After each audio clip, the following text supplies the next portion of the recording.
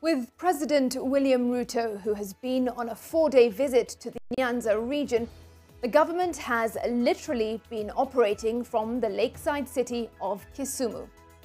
The significance of this tour is that it has been devoid of the usual political wrangles and name-calling that often characterize interactions between our rival leaders.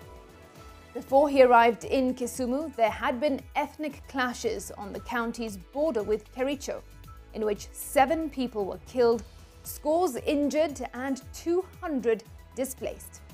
Gangs also torched houses and businesses.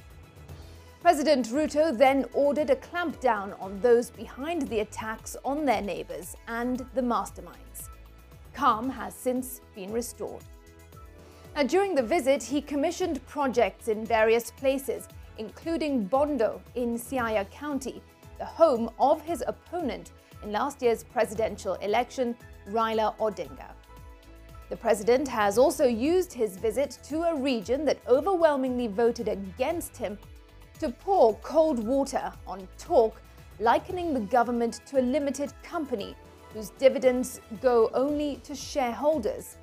He has dismissed this as primitive and asserted that every Kenyan has a right to an equal share of the national cake.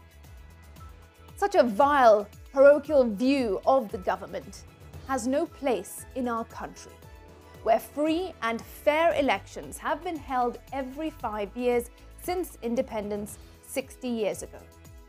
The idea that a government should provide services only to the people who voted for it, as rather sadly championed by Deputy President Rigathi Gachagua, should never be condoned, as it is divisive and extremely dangerous.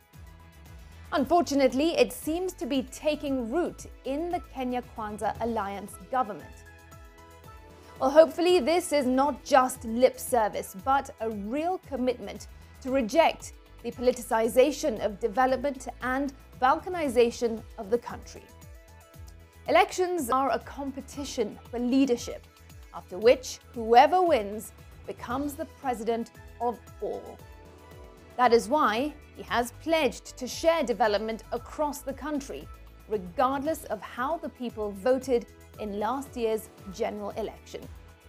While President Ruto should walk the talk and rein in those keen on perpetuating conflicts, this will be crucial in the endeavor by all patriotic Kenyans to enhance unity in diversity. That is the memo.